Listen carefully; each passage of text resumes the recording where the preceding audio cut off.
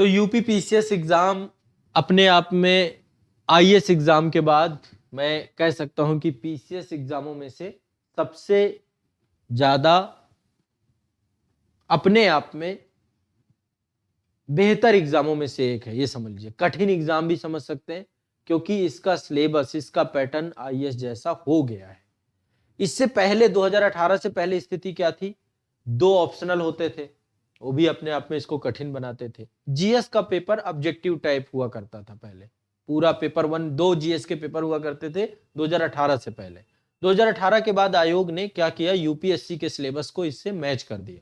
लेकिन अलग अलग बातें हैं। यूपीएससी का सिलेबस अलग है, उसके प्रश्नों की प्रकृति अलग है। एक बात लिख देने से बात एक जैसी नहीं हो जाती है, कई बार उसको समझाने और समझने का तरीका अलग होता है। तो यूपी पीसीएस में सिलेबस तो एक जैसा लिखा हुआ है, पर आप उस सिलेबस को समझे अलग अलग है। ठीक है, मैं अभी आपको मेंस के बारे में बात करूंगा। पीटी में 150 क्वेश्चन आते हैं, ठीक है, और पीटी आपका निगेटिव मार्किंग पहले नहीं हुआ करता था, अब निगेटिव मार्किंग भी है।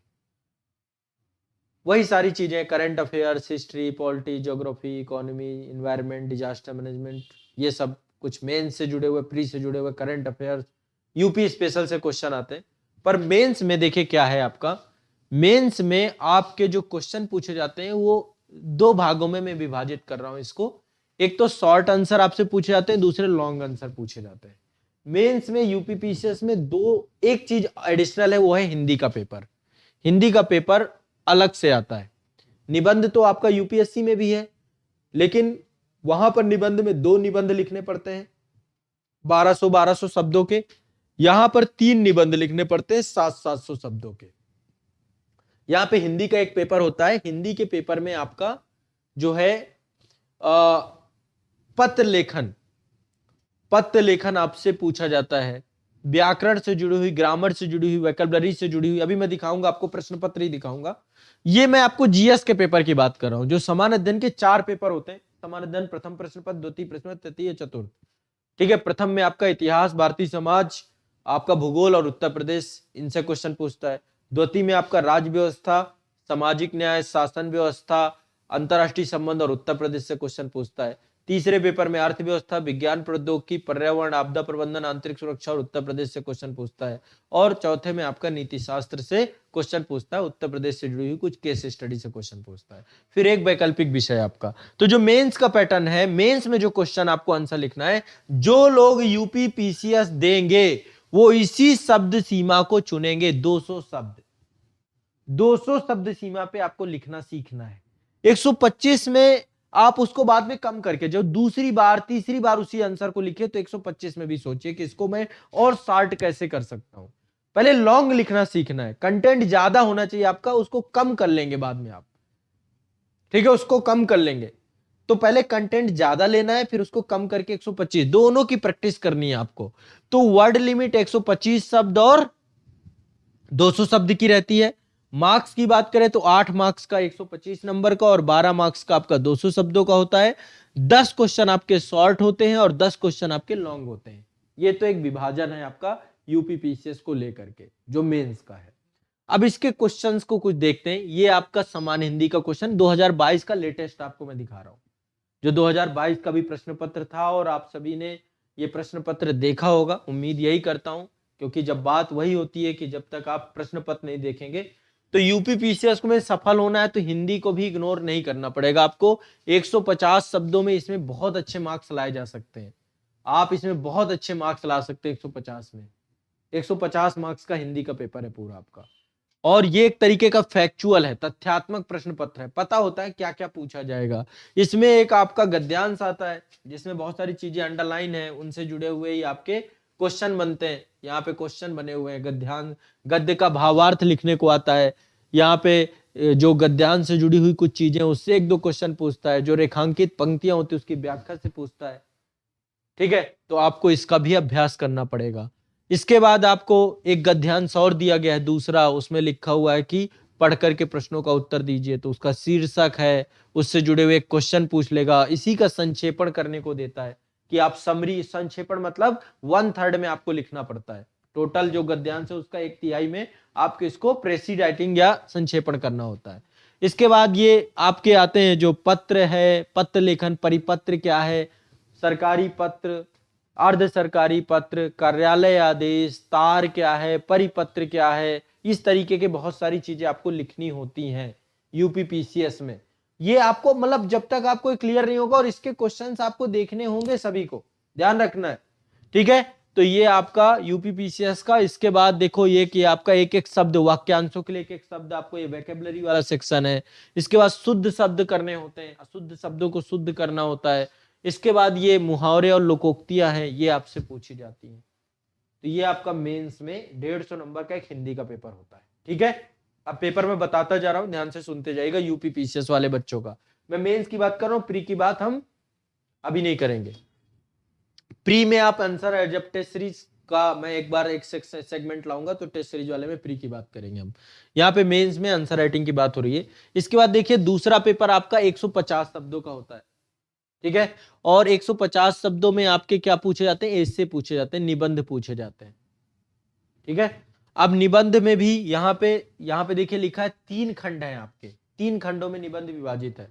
निबंध को लेकर मैं पहले एक बार आपको ये आप लिख लो, चाहे यदि यूपीपीसीएस वाले बच्चे हैं तो ये लिख लो आप लोग, निबंध को लेकर के जो आयोग के द्वारा पूछा जाना है, ठीक है। समान हिंदी का अलग है। अभी समान हिंदी में देखो क्या क्या है, पहले तो गद्यांश दिया जाएगा, उससे जुड़े हुए प्रश्नोत्तर रहते हैं, ठीक है। अभी मैंने आपको दिखाया पेपर में। संक्षेपण आपसे उसमें पूछा जाएगा, एक गद्यांश का संक्षेपण करिए, इससे क्वेश्चन है। सरकारी अर्ध सरकारी पत्र लेखन आपका तार हो गया, कार्यालय आदेश हो गया, अधिसूचना हो गया और परिपत्र हो गया, एक क्वेश्चन 2 क्वेश्चन इससे आते हैं, ठीक है। इसके बाद शब्द ज्ञान और उसका प्रयोग ये पूछता है। उपसर्ग प्रत्यय, विलोम शब्द, वाक्यांश के लिए एक शब्द, वर्तनी शुद्धि, लोकोक्ति और मुहावरे, ये पूछता है, ठीक है। तो ये वोकैबुलरी वाला सेक्शन है आपका। इसके बाद दूसरा आपका निबंध वाला है। निबंध में 3 खंड है आपका, खंड का, खंड खा, खंड का, और प्रत्येक पर एक एक चुनना है आपको। 3 में से एक एक चुनेंगे आप, और एक एक को आप लिखेंगे। 700 शब्दों में आपको लिखना होता है निबंध, आपको 700 शब्दों में प्रैक्टिस करनी होगी यूपीपीसीएस में। 50-50 अंकों का निबंध होगा। तो देखिए यहाँ पे टॉपिक क्लियर है। यहाँ पे खंड का में पहला टॉपिक आपका साहित्य और संस्कृति का है, दूसरा टॉपिक सामाजिक क्षेत्र का है, तीसरा टॉपिक राजनीतिक क्षेत्र का है। खंड खा में विज्ञान, पर्यावरण और प्रौद्योगिकी का है। इसके बाद मतलब इसी से जुड़ा हुआ कोई आएगा आपका टॉपिक। तो आपको चाहिए कि खंड का से एक तैयार कर लें, कोई मान लो आपने साहित्य और संस्कृति से तैयार कर लिया, या फिर दूसरा विज्ञान एवं पर्यावरण प्रौद्योगिकी से तैयार कर लिया, या कृषि से तैयार कर लिया आपने, ठीक है। तो विज्ञान, पर्यावरण, प्रौद्योगिकी, आर्थिक क्षेत्र, ये मतलब टॉपिक क्लियर है इनके। खंड गा से राष्ट्रीय अंतरराष्ट्रीय घटनाक्रम, करंट अफेयर्स, प्राकृतिक आपदा, भूस्खलन, भूकंप, सूखा आदि, राष्ट्रीय विकास योजना और परियोजना, इससे आता है। तो ये आपका जो है मतलब कि टॉपिक क्लियर है। इन्हीं टॉपिकों में से आपको 3 टॉपिक तैयार करके रखने चाहिए, 3 से 4 टॉपिक, और जाकर के वहां पे आप बहुत तेजी से लिख पाए, ठीक है। उसके लिए अपने आप को तैयार रखना चाहिए आपको, ठीक है। तो ये आपको ध्यान रखना चाहिए यूपीपीसीएस में। तो एक तो ऐसे राइटिंग से आपसे क्वेश्चन पूछे जा रहे हैं। ऐसे राइटिंग के बाद यहाँ पे देखिए ऐसे पूछे भी गए हैं, जैसे एक देखिए ये साहित्य का पूछा गया था, उत्कृष्ट साहित्य के लिए नए मानक, है ना, द्विखंडी व्यक्ति में बटी नारी, बेरोजगारी निवारण में शिक्षा की भूमिका, औद्योगिकरण, पर्यावरण प्रदूषण, विज्ञान प्रौद्योगिकी से जुड़ा हुआ है, अर्थव्यवस्था में कृषि की भूमिका, बढ़ती क्षेत्रीयता और राष्ट्रीय एकता। इसके बाद आपका जनधन योजना, गरीबों का सारथी, करंट अफेयर से, जल संरक्षण के लिए नदी संयोजन, आज की मांग, दूरदर्शन अब संस्कृति की अगुवाई कर रहा है।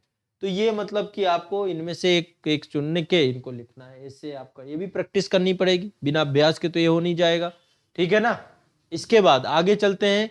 नेक्स्ट है आपका यहाँ पे समान अध्ययन के आपके 4 प्रश्न पत्र होते हैं, चारों का पैटर्न सेम है, 200 नंबर का प्रत्येक है। निबंध और वो कितने हो गए, हिंदी, उनमें आपको अच्छा मार्क्स लाना पड़ेगा। 150 नंबर की हिंदी है, कोशिश करिए 100 तक पहुंचे, 100 से ज्यादा हो जाए तो और अच्छा है। बुक से एक ही आती है आपकी हिंदी के लिए, एक आदित्य प्रकाशन की बुक आती है, वो पढ़ लीजिए, ठीक है। पत्र लेखन वगैरह मैंने क्लास में बहुत अच्छे से करवाया है। बाकी पत्र लेखन के लिए घटना चक्र भी आती है, आदित्य प्रकाशन की भी आती है। तो मतलब बुक तो आपको उपलब्ध है, शासकीय और घटना चक्र के अलावा और भी बहुत सारी यूथ पब्लिकेशन का आता है, कोई भी बुक ले लीजिए।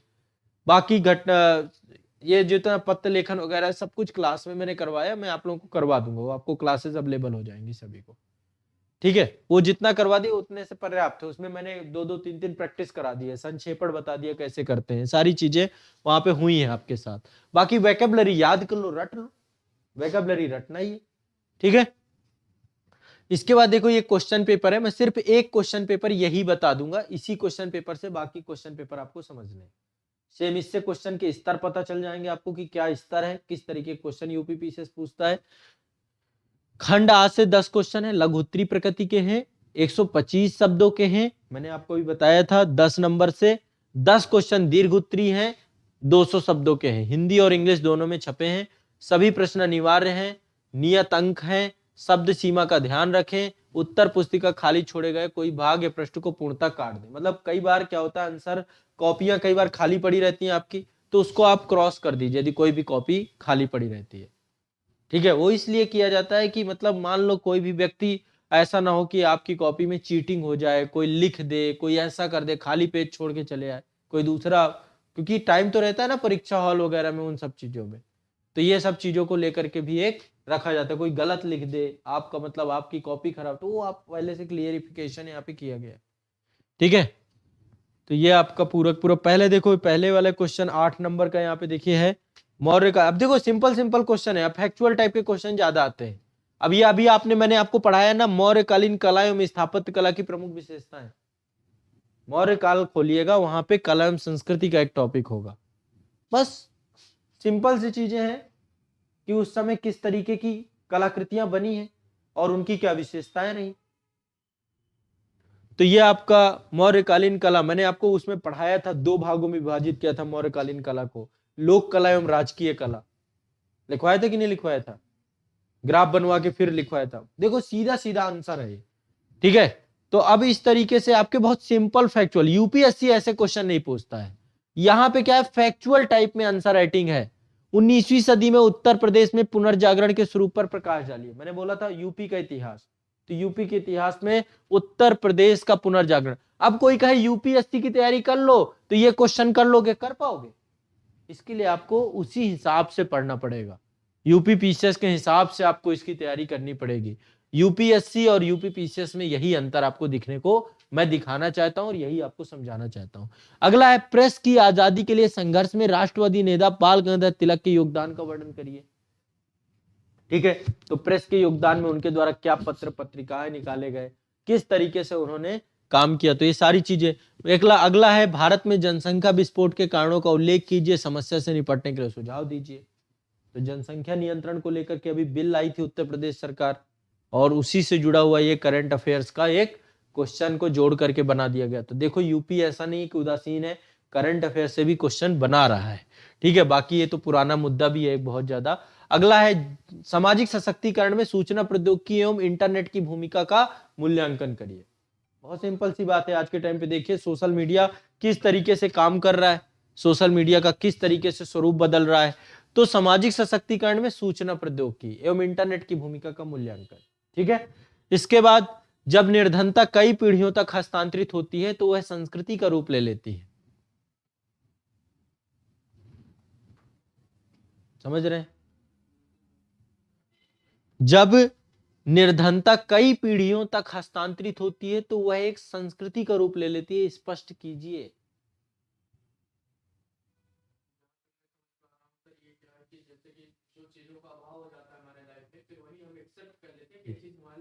हाँ, उसको समाज सोसाइटी उसी रूप में ले लेता है। जैसे अब आप अफ्रीकन कंट्रीज को देखिए, वहां पे क्या स्थिति है ना। तो कहने का मतलब सिर्फ ये है कि बस एक बार इनकी समझ, और अब ये आपको बुक्स में नहीं चीजें मिलेंगी कि बुक्स में इस तरीके से आपको मिलेगा, ये आपकी समझ पढ़ने के बाद एक एक चीज को लेकर के।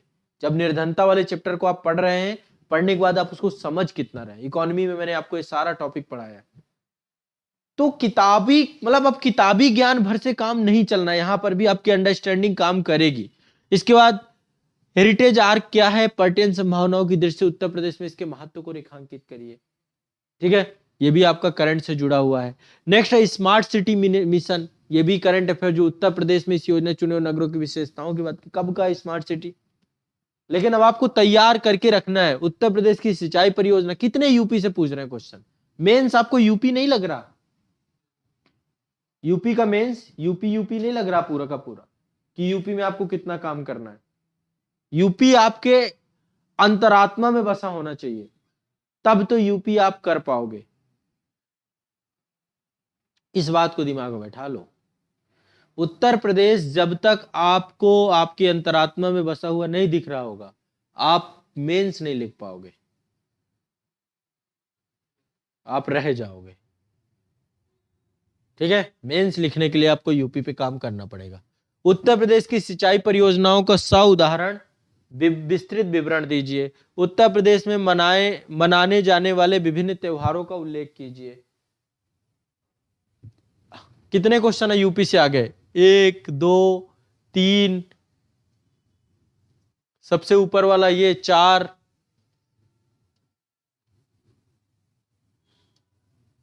क्वेश्चन आपके, 4 क्वेश्चन आपके यहां से निकल गए। 4 नहीं 5 क्वेश्चन, हेरिटेज आर्क भी है इसमें। 5 क्वेश्चन आपके यूपी से है, पहला ही पेपर है ये। अब आपकी रणनीति क्या होनी चाहिए, दिमाग में बैठा लो कि रणनीति किस तरीके से आपको बदलनी पड़ेगी, कैसे रणनीति पे काम करना पड़ेगा। ठीक है, इसके बाद गुप्त काल को प्राचीन भारतीय इतिहास का स्वर्ण युग क्यों कहा जाता है, पढ़ाया मैंने स्वर्ण युग के तौर पे। ठीक है, ये क्वेश्चन आपका किताब कॉपी में आपको मैंने डिस्कस किया है, चर्चा किया है। इसके बाद भगत सिंह द्वारा प्रतिपादित क्रांतिकारी दर्शन पर प्रकाश डालिए। ठीक है, नौजवान सभा और इसके बाद जो हिंदुस्तान सोशलिस्ट रिपब्लिकन एसोसिएशन में वो जिस तरीके से रहा उनका योगदान, तो ये आपको जब आप भगत सिंह को पढ़ेंगे और उसके बाद उनकी, ठीक है, जो फिलॉसफी है उसको समझ पाएंगे। प्राचीन भारतीय ज्ञान के उन बिंदुओं को स्पष्ट करिए जिनके आधार पर भारत को विश्व गुरु अभिहित किया गया है। अब देखिए एक चीज समझेगा, पहले वाले सेगमेंट पे 10 क्वेश्चन में से 5 क्वेश्चन यूपी से निकल के आए। ठीक है, अब ये दूसरा सेगमेंट है, 10-10 क्वेश्चन में 2 भागों में बटा हुआ है ना ये, तो ये खंड बा आप देख रहे हैं। इसके बाद यहां पर वही है कि भारत को विश्व गुरु क्यों कहा जाता था, प्राचीन भारतीय ज्ञान के उन बिंदुओं को बताना है, कैसे भारत जो है विज्ञान प्रौद्योगिकी शिक्षा के क्षेत्र में, कला एवं संस्कृति के क्षेत्र में, साथ साथ आर्थिक रिसोर्सेस के क्षेत्र में, वो सारे बिंदु आपको यहाँ पे बताने हैं। आपको भारतीय समाज में निरंतरता एवं परिवर्तन के कारकों पर प्रकाश डालिए कि भारतीय समाज किस तरीके से, अभी बहुत सारे पक्ष ऐसे हैं जो निरंतर है प्राचीन काल से, और कौन कौन से तत्व ऐसे हैं जो परिवर्तनशील हो रहे हैं समय के साथ, कैसे इसमें वैश्वीकरण का प्रभाव पड़ रहा है, ये सारी चीजें, तो ये भी आपको ध्यान में रखना है। इसके अलावा वैश्वीकरण निजीकरण को परिभाषित करिए, इन दोनों के उद्देश्यों पर प्रकाश डालिए। जाति गठजोड़ धर्मनिरपेक्ष व राजनीतिक कारकों से उत्पन्न होते हैं, ना कि आदिम पहचान से चर्चा करिए। उष्णकटिबंधीय चक्रवात, ये ज्योग्राफी वाला है आपका, यहां तक समाज वाली जुड़ी हुई टॉपिक थी आपकी। ठीक है, ये आपका सेकुलरिज्म वर्सेस पॉलिटिकल फैक्टर के साथ इसको जोड़ने की बात कर रहा है कि जातीय गठजोड़ धर्मनिरपेक्ष राजनीतिक कारकों से उत्पन्न होते हैं। ठीक है, इसके बाद उष्णकटिबंधीय चक्रवातों की उत्पत्ति के कारण संरचना, ज्योग्राफी से है आपका। भारत में ग्रामीण अधिवासियों के प्रतिरूप को, भारत में भूकंप पेटियों का वर्णन करिए। एक क्वेश्चन यहाँ पे उत्तर प्रदेश से पूछ लिया है लास्ट में। पूर्वांचल क्षेत्र में प्रचलित लोकगीत और उनका विवरण, ये आपका आर्ट एंड कल्चर से जुड़ा हुआ है। तो कहने का मतलब है कि आपको एक तो यूपी में काम अच्छा करना पड़ेगा। जब आप यूपी के इस तरीके के प्रश्नों को समझेंगे और समझे करेंगे तो आपको अच्छा करना पड़ेगा। और मैं आपको उत्तर प्रदेश का भरोसा दिलाता हूं कि उत्तर प्रदेश राज्य विशेष को लेकर मैं जल्द ही नए सेशन लाने वाला हूं। मतलब एक पूरा कंप्लीट हम एक बैच लाएंगे जिसमें हम यूपी स्पेशल को पढ़ेंगे दम लगा करके। यूपी स्पेशल पे बहुत अच्छे से काम करेंगे। उसमें A to Z जितनी एक एक बातें हैं फैक्चुअल और plus mains oriented, UP special की हम पढ़ने जाएंगे। तो उसको लेकर हम जल्दी काम करेंगे। जल्दी मैं उसको लेकर योजना बना रहा हूं पिछले कई दिनों से। तो यूपी स्पेशल मैं आपको खुद पढ़ाऊंगा शुरू से लेके अंत तक, पूरा का पूरा। उत्तर प्रदेश बिल्कुल आपको रटवा दूंगा अच्छे से।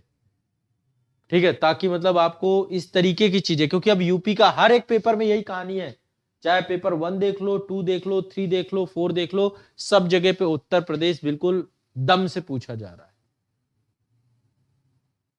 ठीक है, अच्छा रहेगा आपका यूपी स्पेशल, बिल्कुल रट जाएगा, तैयार हो जाएगा, है ना। तो यूपी स्पेशल को लेकर मैं प्लान कर रहा हूं कि जल्दी आप लोगों के लिए एक सेपरेट बैच आए और उस बैच में हम यूपी के दोनों पक्षों को पढ़े। पहले प्रीलिम्स ओरिएंटेड पढ़े, लगभग प्रीलिम्स ओरिएंटेड मान के चलो कि काफी क्लासेस हो जाएंगी, फिर मेंस ओरिएंटेड हम उत्तर प्रदेश को पढ़े। तो इससे उत्तर प्रदेश आपके बिल्कुल तैयार हो जाए आपका अच्छे से।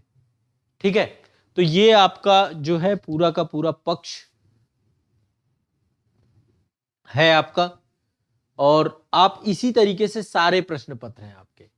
अब मैं आपको एक टास्क देता हूं, जितने लोग यूपी पीसीएस देना चाहते हो, आपने सोच रखा है कि यूपी पीसीएस आपको देना है, तो आपको चाहिए कि आप यूपी पीसीएस का जो ये पूरा का पूरे जितने प्रीवियस ईयर क्वेश्चन पेपर है इनको कलेक्ट करिए, इकट्ठा करिए। 2022 के तो मैं आपको अभी डाल दूंगा सारे के सारे टेलीग्राम पे। ठीक है, 21 के भी मिल जाएंगे आपको, सब इंटरनेट से डाउनलोड कर लो, सब आपको अवेलेबल हो जाएंगे। हो सकता है मैं टेलीग्राम में भी आपको अवेलेबल करा लूं। एक बार आप प्रीवियस ईयर क्वेश्चन पेपर देखिए। यदि आप आईएएस देना चाहते हैं तो आईएएस के प्रीवियस ईयर उठाइए, मेंस की बात कर रहे हैं हम यहाँ पे। और यदि आप यूपी पीसीएस देना चाहते हैं तो यूपी पीसीएस का प्रीवियस ईयर उठाइए। पहले आपको पता तो चले पूछा क्या जा रहा है, तब तो आंसर राइटिंग करोगे ना पहला। और ये काम आप खुद करिए,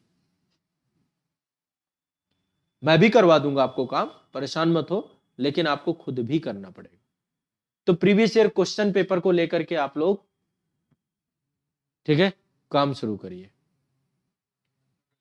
ठीक है, और इसके बाद हम एक एक करके जब आंसर राइटिंग हम करेंगे तो आंसर राइटिंग में हम यूपी पीसीएस के प्रीवियस ईयर क्वेश्चन पेपर को भी साथ में लेके चलेंगे। यूपी स्पेशल चूंकि सेगमेंट आएगा हर जगह, तो यूपी स्पेशल मैं आपको पढ़ाऊंगा, ये मैं आपको बता रहा हूं। यूपी स्पेशल बिल्कुल शुरू से पढ़ेगा, शुरू करेंगे शून्य से, और अभी एग्जाम से पहले पहले पूरा खत्म कर देंगे। मुश्किल से 2.5 से 3 महीना लगेगा, पर उत्तर प्रदेश राज्य विशेष आपको रट जाएगा। ठीक है, सही रहेगा कि नहीं सही रहेगा? बेस्ट रहेगा ना? तो ये मतलब हमारा, अब इसको लेकर के हम बनाते हैं योजना क्या रहेगी यूपी को लेकर के, और उस योजना के साथ फिर हम काम करते हैं साथ में मिल करके।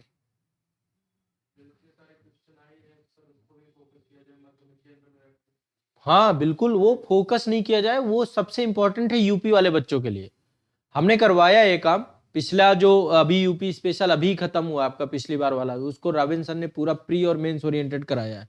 बट इस बार मैं यूपी स्पेशल खुद कराऊंगा आपको, पूरी क्लासेस जितनी भी हैं शुरू से अंत तक, मतलब प्री और मेंस को लेकर के पहले फैक्चुअल जाए, ताकि आपको एक बार यूपी समझ में आ जाए, और फिर इसके बाद उससे जुड़ी हुई इतिहास यूपी का अलग, उसका भूगोल अलग, उसका कल्चर अलग, उन सब से क्वेश्चन जो बन सकते हैं वो सारे हम पढ़ेंगे। तो इससे क्या होगा, यूपी आपको आपके लिए हमेशा के लिए आपका बन जाएगा, रट जाएगा आपका। 60-70 क्लासेस मान लीजिए होंगी आपकी, ऑनलाइन बैच ही रखेंगे इसको, ऑनलाइन और लाइव दोनों रखेंगे, ताकि मतलब इसमें जो है जो आप लोग के डाउट हो वो चीजें भी हम क्लियर कर पाए। तो एक इसका भी सेगमेंट आपका हम अभी ही स्टार्ट करेंगे, मान लीजिए जनवरी के लास्ट तक में भी चालू हो सकता है, पर शुरू होगा ये। ठीक है, तो इससे आपका मतलब एक बहुत बड़ा पक्ष ये कवर हो जाएगा। तो ये आपको समझना है, पहली बात ये। हाँ, नेहा कश्यप जी यूपी स्पेशल अभी करवाई गई है, आप लोगों को कंप्लीट करवाई गई है। आशीष शर्मा जी कह रहे हैं सर मैं आईएएस एग्जाम देना चाहता हूं। आशीष जी, आईएएस एग्जाम को लेकर कल का सेशन आप देखेंगे तो कल विस्तृत चर्चा आईएएस पे ही की गई है, कल वाले सेशन पे।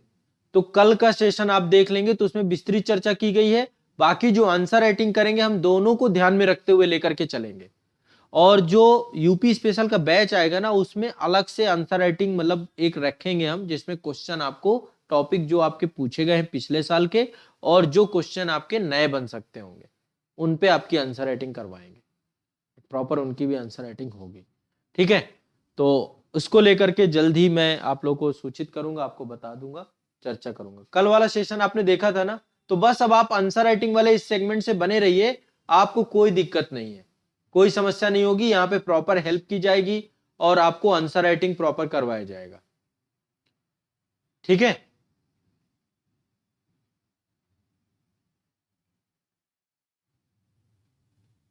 हाँ बस रेगुलर लिखते जाइएगा। जो भी डाउट है वो एक समझिए कि एक दिन में नहीं आपके क्लियर होंगे, आप क्रम से अपने डाउट पूछते रहिएगा, जो भी आप डाउट पूछेंगे वो डाउट आपके क्लियर होंगे। तो वो एक प्रक्रिया है, बहुत सारे डाउट होते हैं आपके मन में, बहुत सारी बात होती है, जो भी आपके मन में डाउट है वो पूछ लीजिए, आप अभी पूछ लेंगे या कल पूछ लेंगे, है ना। तो आंसर राइटिंग सभी लोगों को करना है, आंसर राइटिंग आपके यहीं पर स्टार्ट होंगे और दोनों की आंसर राइटिंग एक साथ लेकर चलेंगे। जीएस की आंसर राइटिंग एक साथ है, स्टेट वाली आंसर राइटिंग हम जब स्टेट स्पेशल का बैच लाएंगे तो उसके अंदर स्टेट स्पेशल की आंसर राइटिंग रहेगी, ठीक है। तो आज के लिए इतना ही रखते हैं सेशन में, ठीक है, आज के लिए इतना ही रखते हैं। यूपी स्पेशल के प्रीवियस ईयर क्वेश्चन पेपर एक बार देख लीजिए आप लोग, ठीक है, यूपी पीसीएस के, और वो सारे क्वेश्चन पेपर आपको टेलीग्राम चैनल पे मैं 2022 के पूरे अवेलेबल करा दूंगा। 21 और 20 के यदि जैसा भी होता है वो भी मैं आपको उपलब्ध करा दूंगा, पर आपका काम होना चाहिए कि एक बार उन्हें देखें, उनको देखने के बाद उनका स्तर समझें, किस तरीके के टॉपिक आ रहे हैं, किस तरीके के प्रश्न पूछे जा रहे हैं। जब एक बार प्रीवियस ईयर देख लोगे उसके बाद फिर आपको फिर आंसर राइटिंग करने में मजा आएगा, क्योंकि फिर आप उस स्तर को छोड़ोगे नहीं, ठीक है। हमें अभ्यास उसी प्लेटफॉर्म पे करना है, उसी लेवल पे करना है, हमें लेवल चेंज नहीं करना। इस माइंडसेट के साथ हम यूपी पीसीएस की एग्जाम को लेकर चलेंगे। आईएएस वाले बच्चे आईएएस के लेवल को लेकर चले, इसलिए आईएएस के सेशन को देखेंगे, ठीक है। तो चलिए आज के लिए इतना ही रखते हैं और मिलते हैं अब आप लोगों को कल के सेशन में, ठीक है। कल आपका जो है क्लास अभी इसी से होगी, आंसर राइटिंग का भी वर्कशॉप सेशन टाइप में ही चल रहा है, जो भी चल रहा है।